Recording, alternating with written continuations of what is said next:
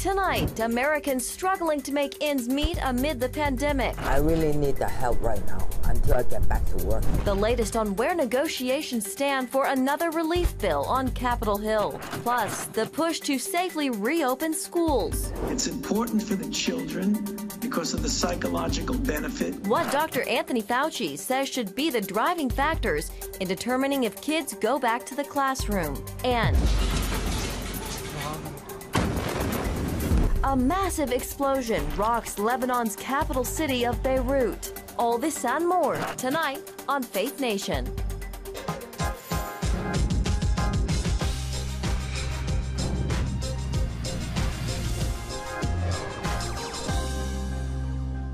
Optimism on Capitol Hill tonight as lawmakers negotiate a new coronavirus relief deal. Hi, everyone, and thank you for joining us. I'm Jenna Browder. That is where we begin tonight. The clock ticking for both sides to come to an agreement.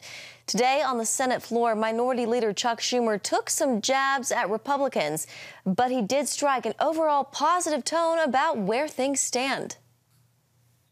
After a week of stalled talks, because Republicans could not articulate a position on hardly anything, I believe we're making progress. We came closer together on several issues. However, we remain far apart on a number of issues, but we're finally moving in the right direction. And joining me now is Senator Chris Coons of Delaware. Senator, good to see you. Thank you for being with us. Good to see you, Jenna. Thank you. So, as negotiations for the latest relief measure continue, what are some of the key sticking points you and members of your party don't see any wiggle room on? Well, one of our core concerns is more support for state and local governments. Over 1.5 million public employees have already been laid off due to the dramatic revenue shortfalls that state and local governments are facing. And Jenna, these aren't just faceless bureaucrats in gray buildings. They're teachers, they're police officers, they're paramedics, they're nurses.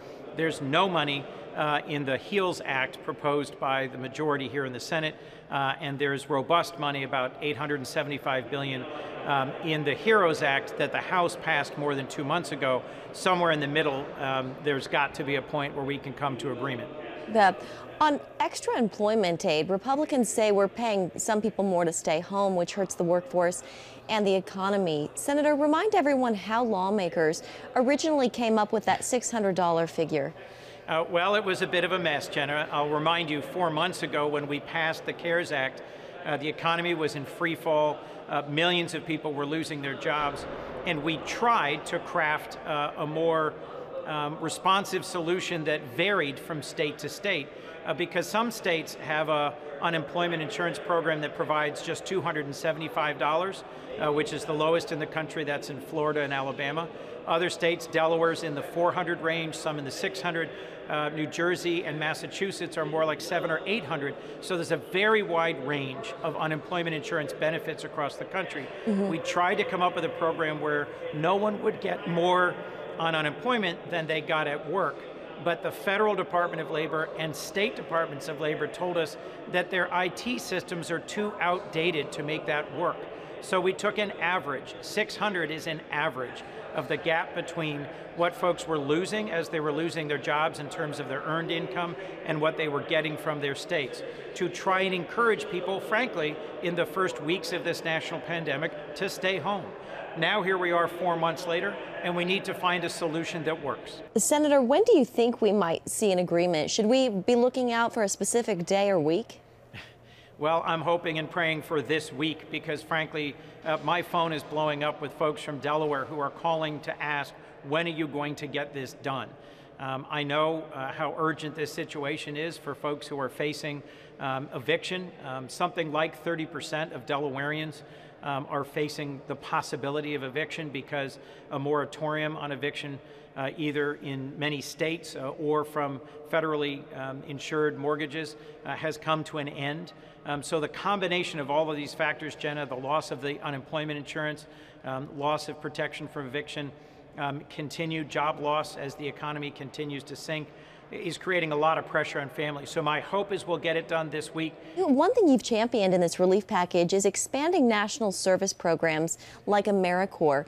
Talk about your effort there and why it's so important. Well, the CORE Act, which is being led by Senator Roger Wicker and I, Senator Wicker's from Mississippi, a conservative Republican. He's joined by 7 other Republican co-sponsors. They've joined with a group of Democrats, myself and Senator Duckworth of Illinois, Senator Booker of New Jersey, Senator Klobuchar of Minnesota. Many of us have seen the very real impact that national service has on communities, on the young people who typically serve in AmeriCorps. This is a state-directed program that is a partnership between nonprofits of all kinds and the federal government. The federal government provides support for their living stipends, for an education award that they earn through service to our country.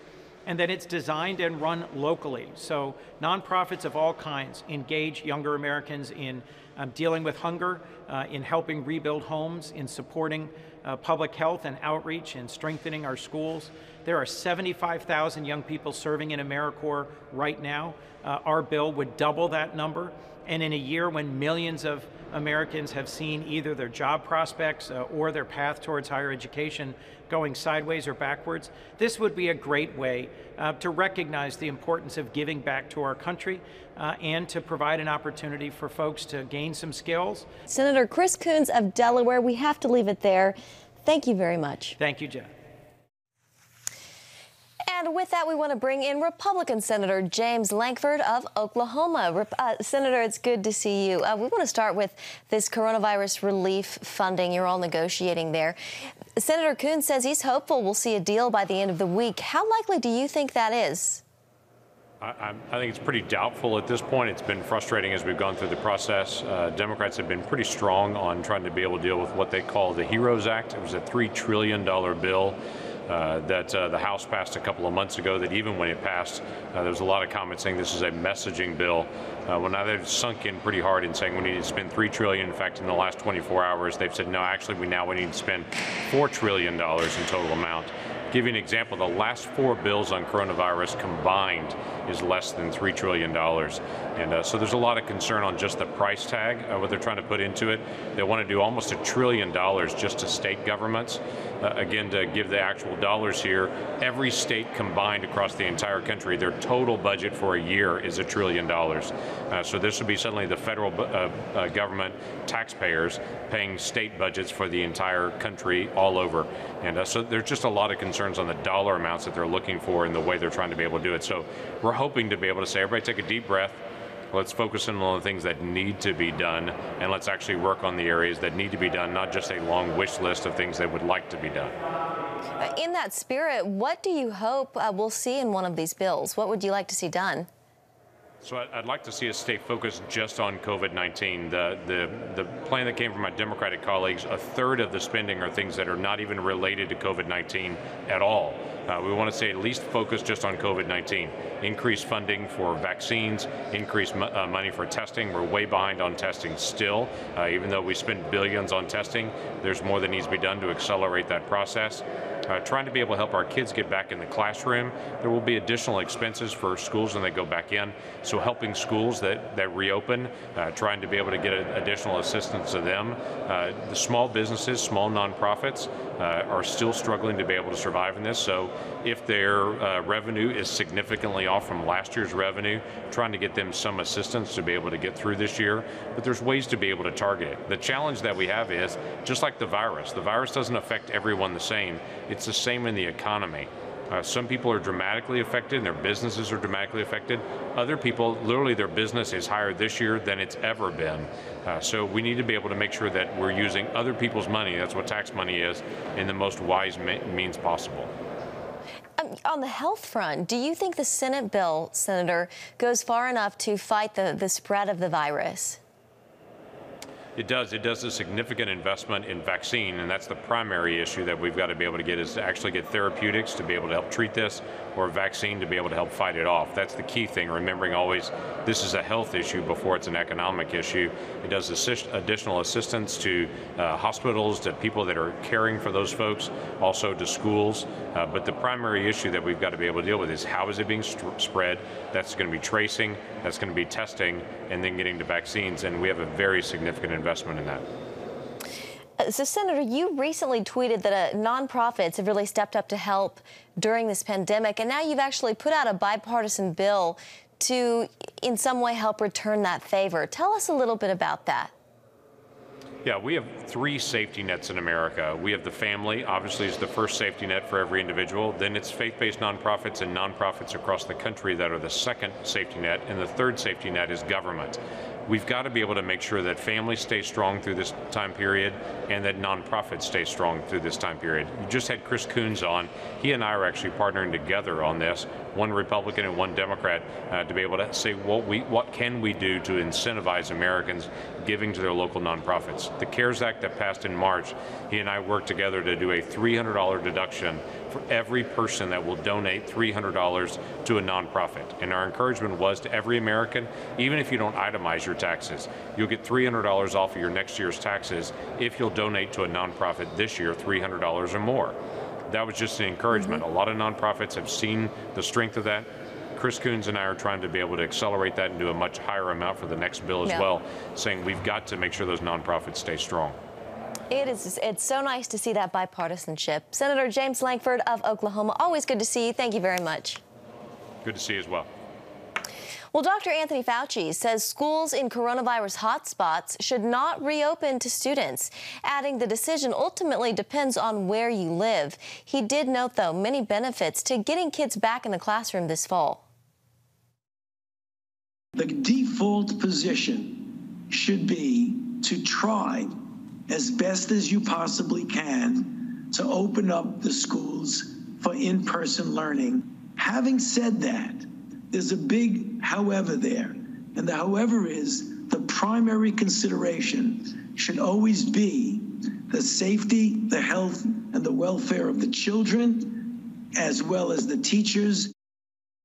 Dr. Fauci says the negative effects of school closures this past spring are already being felt across the country.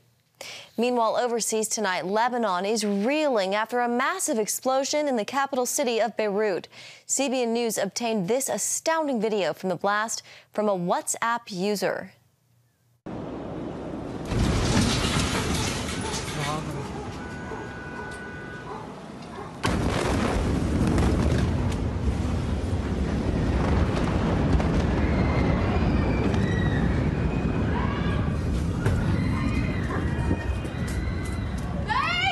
I'm good. Come, what is it?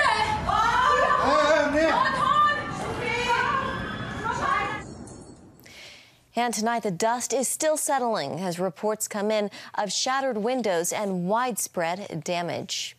Here with us now is Chris Mitchell, CBN's Jerusalem bureau chief. Chris, there are reports of dozens dead, hundreds injured. What happened today?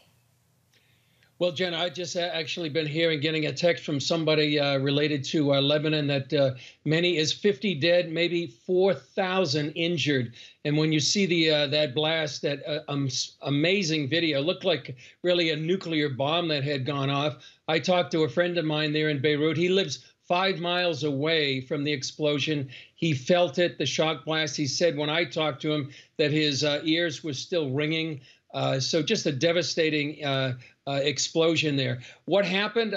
There's been a lot of speculation about what happened. Some say it was a fireworks storage area. Some say it was possibly a Russian ship or an Israeli missile. Maybe Hezbollah was related. But regardless of that, I think the Lebanese security officials said somewhere there were explosives there, and they're investigating right now. But Jenna, I think larger than that is really the impact it's going to have on Lebanon itself. Lebanon, even before this explosion, has been a failed state. Their currency has crashed. There's a debt crisis, and what impact it's going to have on Lebanon is going to be a big issue going forward. So, Chris, do we think this could be some sort of terrorism? It's possible, but I really don't think so right now. I don't necessarily think it's going to be terrorism related. If it's just an industrial accident, it still will have a huge impact, not only on Lebanon, Jenna, but really, I think, on the Middle East.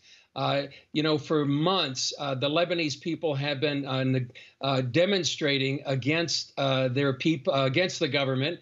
They've been asking for a corruption-free government. They feel like the government has really literally stolen billions from the people.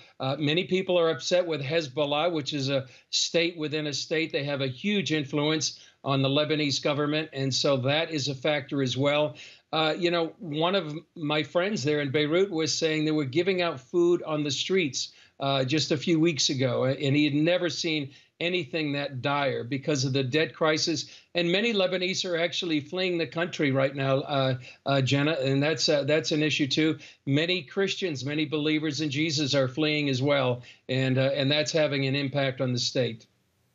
Chris, you and I were talking right before the start of the show, and you were saying that some are actually saying this is Israel's fault. They're putting the blame on the Jewish state.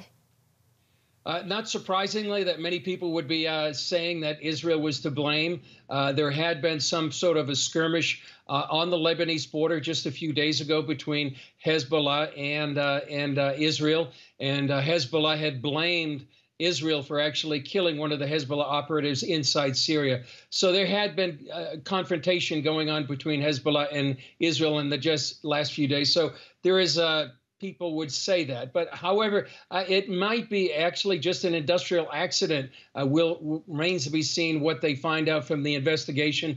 But I think, Jen, it's very important for people to understand that the church there in Lebanon really needs to rise up. They need prayer, that they can be the arms, the feet of Jesus. I know one of the churches has been in the blast area and been destroyed as well. But really, Lebanon, you know, if you look in the Bible, it says that one day it'll be a fruitful field. And a lot of people are hoping and praying that will happen. But this is going to be a devastating blow to the Lebanese people. And actually, Jenna, may have a wider impact in the whole Middle East, depending on which way Lebanon goes. All right, CBN Middle East Bureau Chief Chris Mitchell, it is always good to see you. Thank you so much for joining us. I know it's late there. Stay safe. Thanks, Jenna. Coming up, after making landfall as a Category 1 hurricane, Isaias heads north, dragging with it a string of twisters. Hey, if you're tired and exhausted all day, you can't think clearly, and you really just need a cup or even a pot of coffee to get through your day, then join me, Dr. Josh Axe, for this new series where I'm going to teach you how to transform your diet and use essential oils and supplements to get a better night's sleep. Wake up to your best life. Call 1-800-700-7000 to get your free DVD or booklet of Protect Your Sleep today. It's about the competition.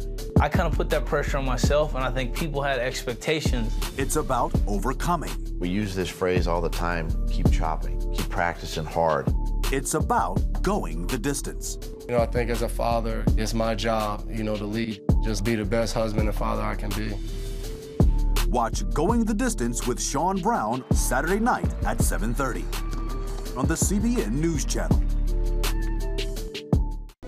Orphans Promise is committed to loving and serving at-risk children, to helping keep families together, and to creating opportunities for strong and sustainable communities around the world. We're working in over 60 countries around the world, and with your help, we can do even more. There's an old African proverb I love that says, if you want to run fast, run alone. But if you want to run far, run together. At Orphans Promise, we want to run far so we can touch the lives of as many orphaned and vulnerable children as possible. But we don't want to go alone. We're out to change the world, one child, one family, one community at a time. Will you join us?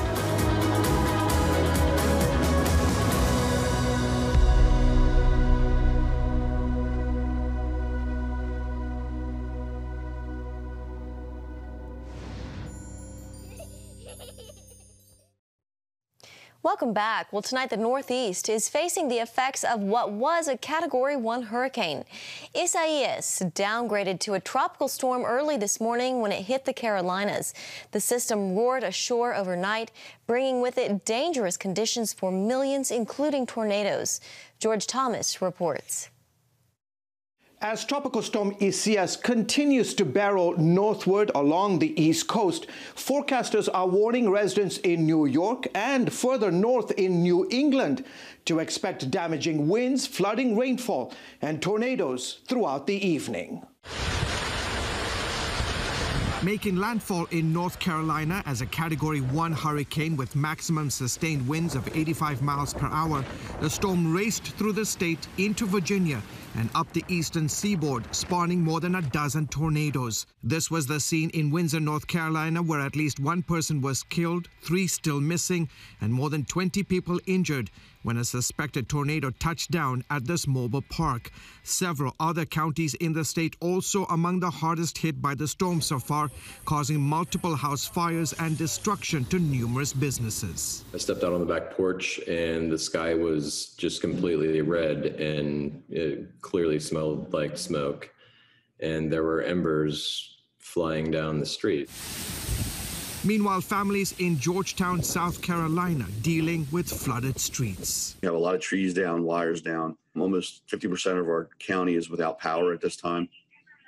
So we have roads blocked, but we still have a lot of damage in our coastal communities. And in parts of Richmond, Suffolk, and Portsmouth, Virginia, families there beginning to pick up the pieces after downed trees caused severe damage to multiple homes.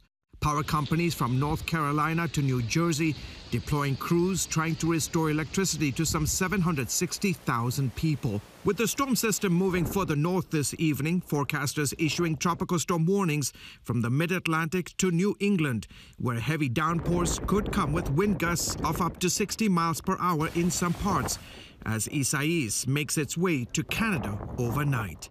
George Thomas, CBN News. Thanks, George. Up next, the president's latest interview making waves. Why he says the COVID case count in the U.S. is a good thing.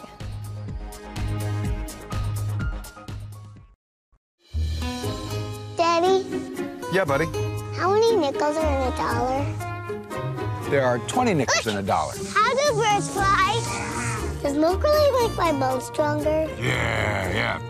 Daddy, when we die, will we go to heaven? Do you have the answer to life's biggest question? Call the 700 Club. We'll help you find answers to the important questions life brings your way. Watch breaking news, in-depth exclusive stories and programs from health to entertainment you won't find anywhere else. The CBN News Channel, a perspective you can trust. Enjoy credible news reporting from around the world. Discover inspiring programs and stories of hope, all in one place from a Christian perspective. The CBN News Channel, a perspective you can trust. To watch the CBN News Channel, download the app or visit cbnnewschannel.com. Hello, I'm Dr. David Perlmutter, board-certified neurologist and #1 New York Times bestselling author. Wouldn't it be great to boost your energy, eliminate brain fog, and even reverse brain disease? Well, you can, and I'm going to show you how, along with some of the world's most well-respected brain experts in this DVD, Protect Your Brain. Get Protect Your Brain, a free DVD only from the Christian Broadcasting Network, featuring experts on the cutting edge of neuroscience and brain health. No matter how many times you've failed in the past, you really can do this. In Protect Your Brain, you'll discover simple strategies to keep your brain young and healthy. Improve your memory. Discover the gut-brain connection. In Protect Your Brain. Get your free copy at cbn.com or call 1-800-700-7000. If you want to improve the quality of your life, get the DVD Protect Your Brain and get it today. Tonight, the president is standing by his assertion that the U.S. is leading the world in coronavirus testing. In an interview with Axios and HBO, Trump said COVID case rates are higher in the U.S. than rates in other countries because of U.S. testing capabilities. Because we are so much better at testing than any other country in the world, we show more cases. The figure I look at is death. And death is going up now. Okay, and it's 1,000 a day. If you look at death, right here, the United States is lowest. In numerous categories, we're lower than the world. Lower than the lower world? Than what is that? Europe. In what? Look. In what? Take a look. Right here. Here's case death. Oh, you're doing death as a proportion of cases. I'm talking about death as a proportion of population. That's where the US is really bad. Well, much worse than South Korea, Germany, etc. You can't do that. You have Why to go, can't I do that? You have to go by. You have to go by where. Look, here is the United States. You have to go by the cases. The cases. Why not as a proportion? And tomorrow, CBN News will sit down with the Vice President. Our chief political analyst, David Brody, will travel with the Vice President to Florida, the Sunshine State, of course, now dealing with a surge of new coronavirus cases. The Vice President takes on that and much more tomorrow on Faith Nation.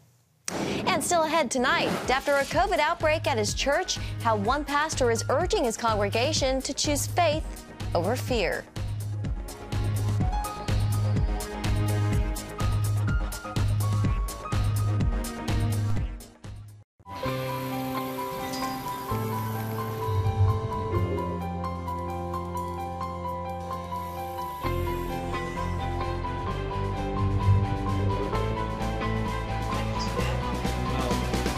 I am Region's first ROTC graduate student.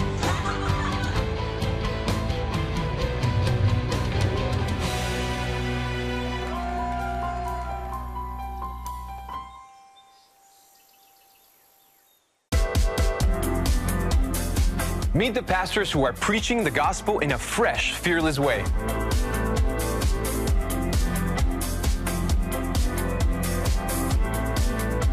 I'm Roberto Torres-Cedillo. Join me each week for Next Gen Voices.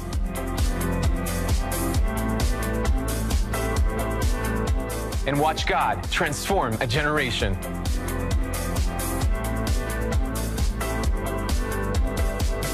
How'd you like to get a redo on your health, on your body, on your arteries, so you could have the energy you had 20 years ago? The great news is you can. I'm Dr. Mike Roizen, chair of the Wellness Institute at the Cleveland Clinic. I've written 4 New York Times bestsellers. But even better than having to read all that, you can listen to this DVD and watch it. Protect your heart? Yes, you can. Here's how. Go to CBN.com or call 1-800-700-7000 for your free copy of Protect Your Heart. Let the medical experts show you their new discoveries on how to avoid heart disease and even reverse it. Easy steps to uncover the hidden dangers in your medicine cabinet, reduce stress, and get a complete do-over for your health. Call 1-800-700-7000. That's 1-800-700-7000. Or go to CBN.com to claim your free copy of Protect Your Heart. Finally tonight, faith over fear. That is the message an Ohio pastor has for his congregation after his church was hit hard by COVID-19. I know God's going to get us through this, and we're going to come out better and stronger on the other side of it. And Christian Life Center pastor Michael Enzi said the church has been taking precautions and following state and local health department guidelines. Recently, 32 members came down with COVID-19. And that is all we have for tonight. Thank you so much for joining us this Tuesday. We will see you right back here again tomorrow. Have a great evening, everybody.